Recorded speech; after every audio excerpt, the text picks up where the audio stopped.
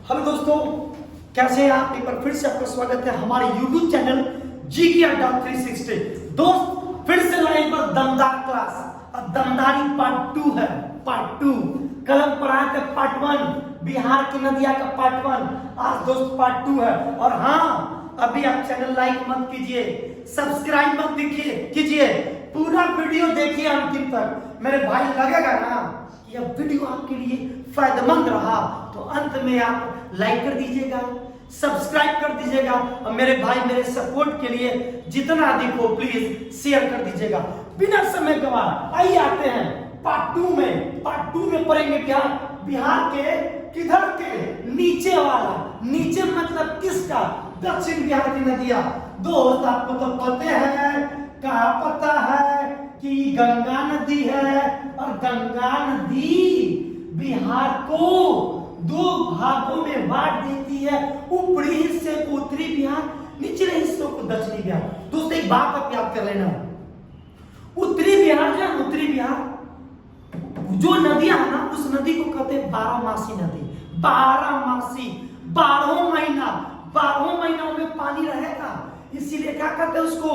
12मासी नदी। लेकिन मेरे भैया ये जो है ना, कौन नीचे वाला दक्षिण बिहार की नदी, यह बरसाती नदी है। कैसी नदी है? बरसाती। जब बारिश का मौसम आएगा, बरसात का मौसम रहेगा तो इन नदियों में पानी रहेगा। आखिर ऐसा क्यों? क्योंकि ये जो भी नदियां निकलेंगी, ये सभी नदियां पठारी भाग से निकलेंगी। अब मेरे भाई जब बरसात के मौसम में, बारिश के मौसम में बारिश होगा तो पानी नदियों के माध्यम से क्या होगी? यहां तक पहुंचेगा। एक लाइन में शॉर्टकट में याद कर लीजिए कि ऊपर वाला 12मासी नदियां और जो अब पढ़ेंगे मेरे भाई वह बरसाती नदियां है। समझने के बात है। सबसे पहले जो नदी है ना मेरे दोस्त, ये नदी का नाम है कर्मनाशा। क्या नाम है? कर्मनाशा नदी। याद रहेगा आपको? कौन नदी? कर्मनाशा। अब काहे नाम पड़ गया कर्मनाशा? तो जानते हैं ऐसा कहा जाता था पहले कि इस नदी में स्नान करने से कर्म का नाश हो जाता है, इसलिए इस नदी का नाम कर्मनाशा पड़ा। लेकिन दोस्तों इसके पीछे क्या कारण है, क्या भौतिक कारण है वो पता नहीं। चलिए बात करते हैं कि कर्मनाशा नदी कहां से निकलती है। जहां से कर्मनाशा नदी निकलती है दोस्तों, वह है विंध्याचल की श्रेणी से। कहां से मेरे भाई? यह निकलती है विंध्याचल की श्रेणी से। बिहार में कहां एंट्री करती है? तो क से कर्मनाशा और क से कैमूर। याद हो गया? क से कर्मनाशा, क से कैमूर।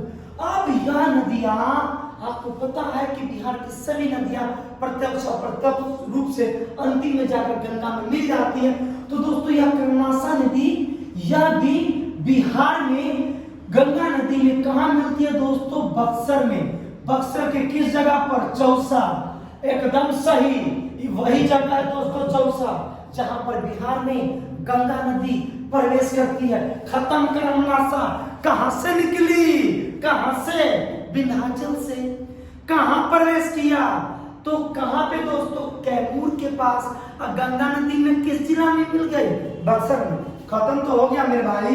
अब अगली बात कर लेते हैं हम लोग बहुत ही महत्वपूर्ण नदी का, जिस नदी का मेरे भाई नाम है कौन नदी? सोन नदी। क्या नाम है इसका? सोन नदी। अब बात करते हैं इसका नाम सोन क्यों पड़ा? इसका जो बालू है ना, जो रेत है ना सोन नदी में, वो सुनहरे रंग का होता है। जब सुनहरे रंग का कंकड़ पत्थर बालू मिला तो इस नदी का नाम रख दिया गया सोन नदी। अब वही बात कि सोन नदी कहां से निकलती है? तो सोन नदी दोस्तों अमरकंटक की पहाड़ी से निकलती है। अमरकंटक की पहाड़ी से क्या निकलती है? सोन नदी। याद कीजिए, अमरकंटक की पहाड़ी पढ़े होंगे आप। अमरकंटक की पहाड़ी से 3 नदी निकलती है मेरे भाई।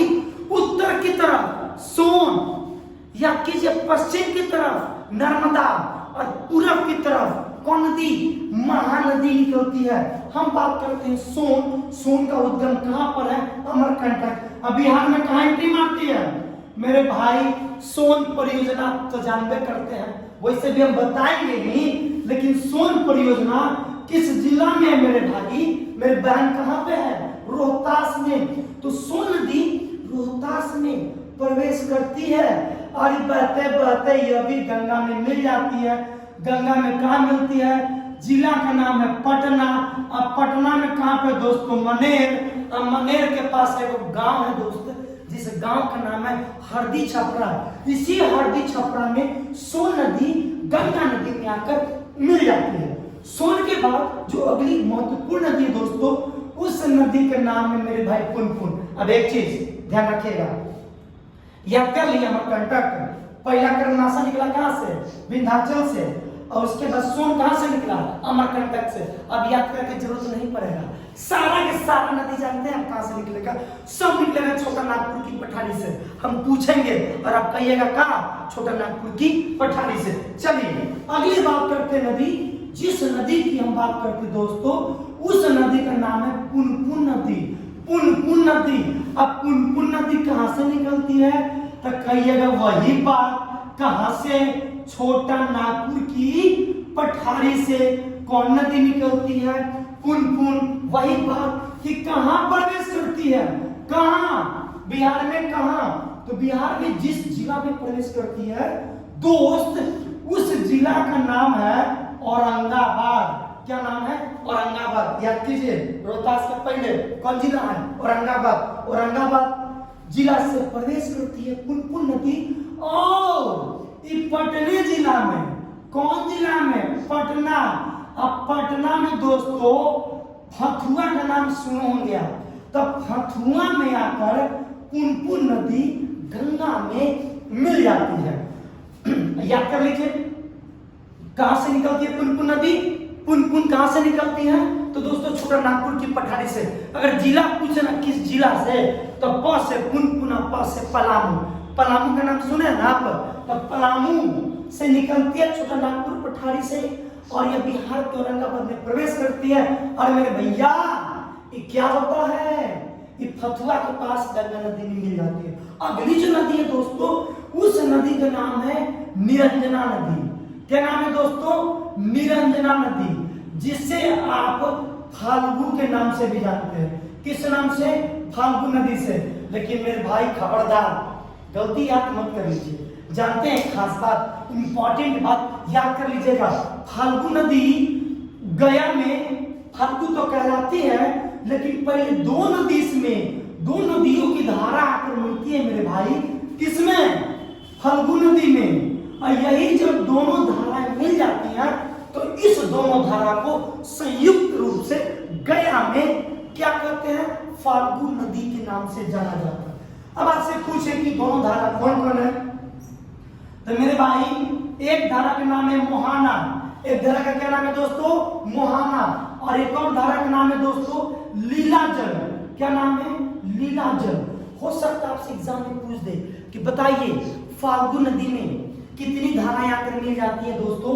तो फाल्गु नदी में दो धाराएं, एक मोहाना और एक लीलाजल। जब यह दोनों धाराएं आपस में मिल जाती हैं, इसी को फाल्गु नदी के नाम से जाना जाता है। कहां पे दोस्तों?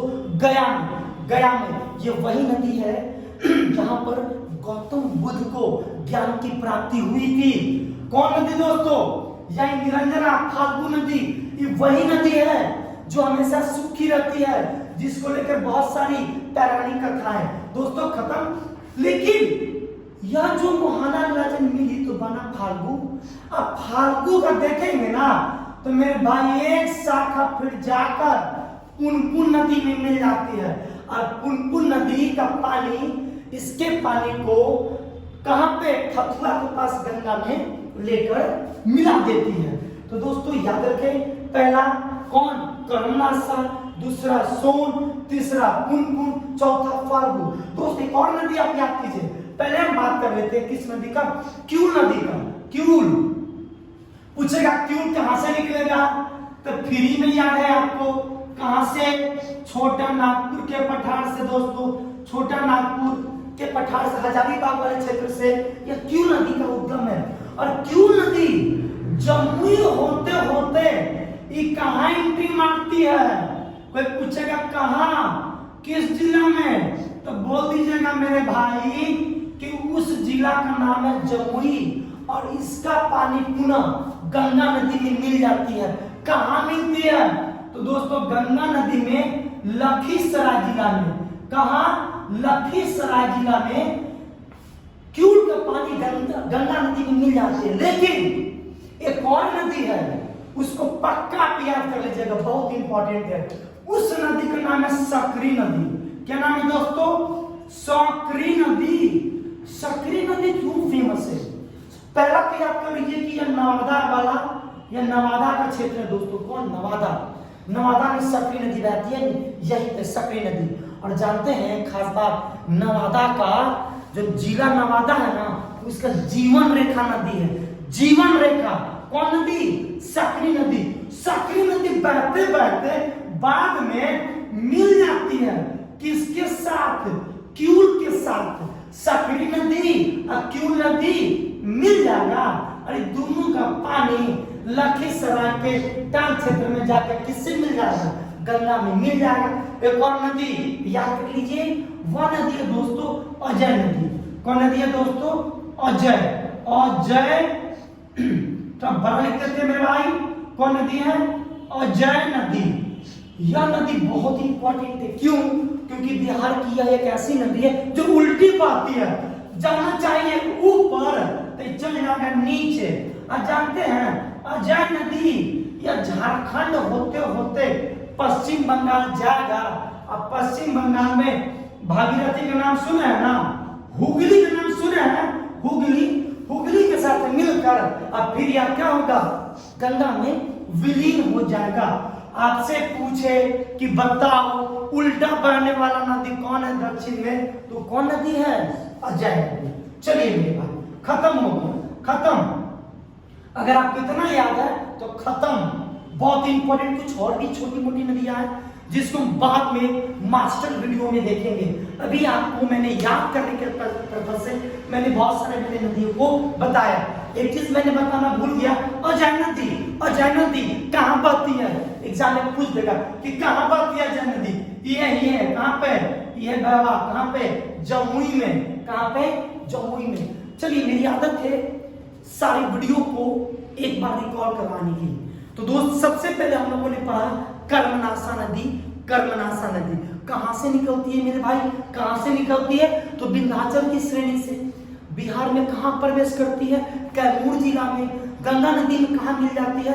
तो बक्सर जिला में चौसा नामक स्थान पर। जैसे आप कर्मनाशा पार करेंगे तो अगली जो नदी आती है दोस्तों, उस नदी का क्या नाम है? सोन। सोन नदी कहां से निकलती है? अमरकंटक की पहाड़ी से। बिहार में कहां प्रवेश करती है? तो बिहार में रोहतास जिला में प्रवेश करती है। और गंगा में कहां मिलती है? पटना जिला में मनेर के हरदी छपरा नामक स्थान पर यह गंगा नदी में मिल जाती है। अगली दोस्तों बात कर लेते हैं पुनपुन नदी। पुनपुन नदी कहां से निकलती है? छोटा नागपुर की पठारी से। यह औरंगाबाद जिला से बिहार में प्रवेश करती है और पटना के फतुहा नामक स्थान पर क्या होती है? गंगा में मिल जाती है। उसकी बात है दोस्तों फाल्गु नदी। फाल्गु नदी दो नदियों का संगम है दोस्तों, मोहाना नदी और लीलाचल नदी। ये दोनों नदी मिलकर फाल्गु नदी कहलाती है।